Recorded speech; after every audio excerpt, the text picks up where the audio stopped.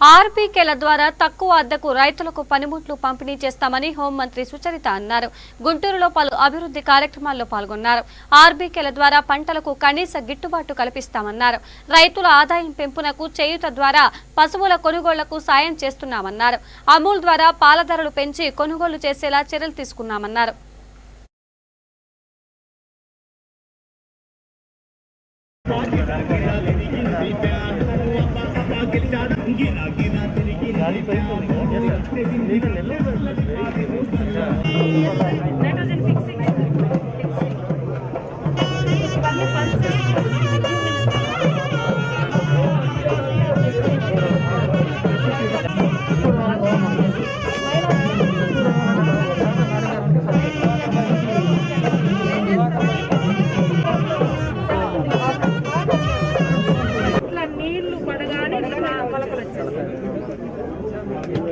Farmers ఉన్నారు. Actual గా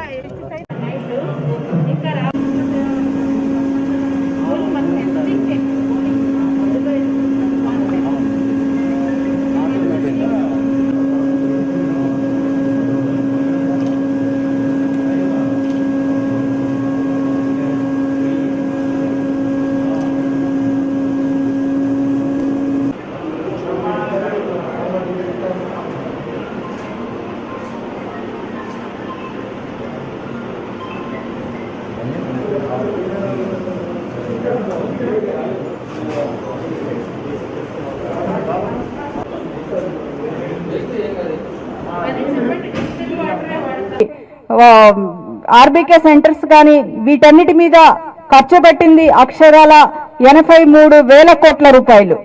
ఎందుకంటే ఇది రైతులకు ప్రభుత్వం, రైతు పక్షపాత ప్రభుత్వం, రైతులు బాగుండాలి అనేటువంటి ఒక చిత్తశుద్ధితో రైతు భరోసా కానివ్వండి, మనకు 0 వడ్డీకి రుణాలు కానివ్వండి, మన పంటలు ఏదైనా తుఫాన్లు కానీ వచ్చి పాడైపోయినప్పుడు మనకు ఇచ్చేటువంటి ఇన్పుట్ సబ్సిడీని ఎప్పటికప్పుడు అందజేయడం కానివ్వండి, రైతులకు ఇన్సూరెన్స్ ఉచిత బీమా కల్పించడం కానివ్వండి, ఇవన్నీ కూడా మనకు గౌరవ ముఖ్యమంత్రి గారు రైతులకు ఇవ్వడం జరిగింది.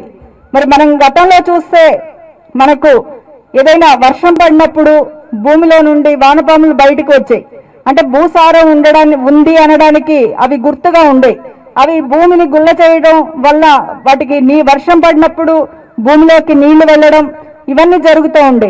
కానీ ఇప్పుడు చూస్తుంటే ఎక్కడా కూడా మనం ప్రత్యేకంగా వర్మీ కంపోస్ట్ అని సపరేట్ గా తయారు చేసుకోవాల్సినటువంటి పరిస్థితి ఉంది. దానికి కారణం ఏంటంటే మనం ఉపయోగించేటువంటి రసాయనాల వల్ల మనకు భూమికి ఉపయోగపడేటువంటి జీవులు కూడా మన లేకుండా చనిపోయేటువంటి పరిస్థితి ఇప్పుడు ప్రస్తుత రోజుల్లో జరుగుతూ ఉంది.